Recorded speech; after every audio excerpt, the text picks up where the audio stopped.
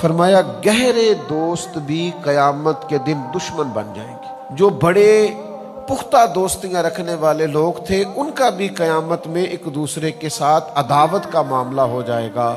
بچے گا کون؟ فرمایا الا المتقین، جن کی دوستیاں تقوی کی بنیاد پر ہوں گی وہ دوستیاں قیامت کے دن بھی قائم رہیں گی۔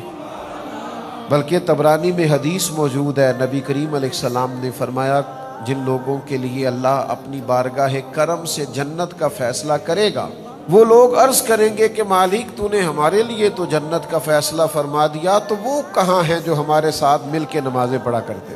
عبادات میں ہم مشترک تھے تو مہربانی کر انہیں بھی بلا۔